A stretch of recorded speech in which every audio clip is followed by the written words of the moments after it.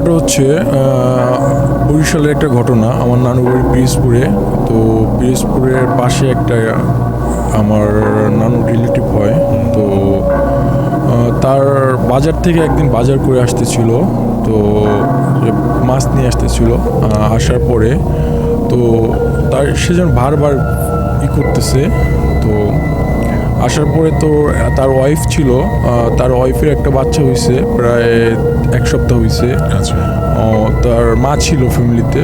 তো মাছগুলো আনার পরে তো দেশগ্রামে একটা কুপি বলে, কুপি জ্বালায়, ওই যে কারেন্ট ছিল না তখন।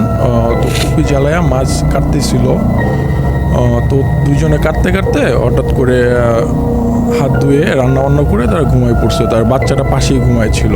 হঠাৎ করে তার পাশে শাশুড়ি ঘুমিয়ে গেছে। ঘুম ভাঙার পরে পাশে হাত পড়ছে।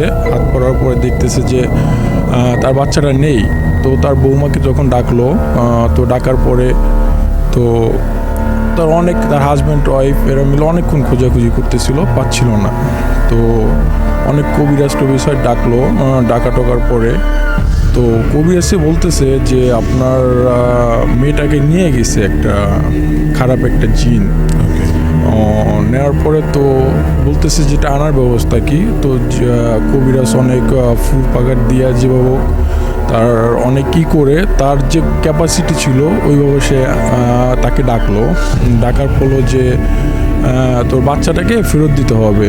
সে বলতেছে না, বাচ্চাটাকে আমি ফেরত দিব না, বাচ্চাটাকে আমি নিয়ে গেছি। বলে না, তোকে বাচ্চাটাকে ফেরত দিতে হবে নাকি তোকে আটকাই ফেলবো।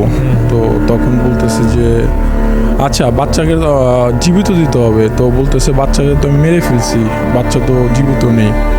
তো বলতেছে কোথায় দিবি বল। তো তার পাশে একটা জায়গা ছিল, তার বাঁশের ঝাড় ছিল।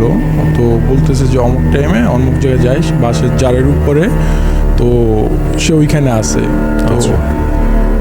তো ওইখানে গিয়েছে তখন সন্ধ্যা টাইপে। তো ওইখানে গিয়েছে, যাওয়ার পরে তো দেখতেছে যে বাচ্চাটা পা দুটা হাতে আর মাথাটা নিচের দিকে, ওই অবস্থায় নিয়ে নিচের দিকে নিচে একটা পুষ্করণী টাইপের ছিল।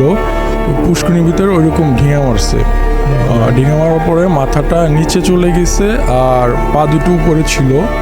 তো ওই অবস্থায় তারা উদ্ধার করছে। উদ্ধার করবার দেখে ঘাড় মটকানো, এইখানে দুইটা চিহ্ন ছিল। তো ওই অবস্থায় তাকে নিয়ে মাটি টুটি দিছে, জানা যায় এই পর্যন্ত ছিল এটা।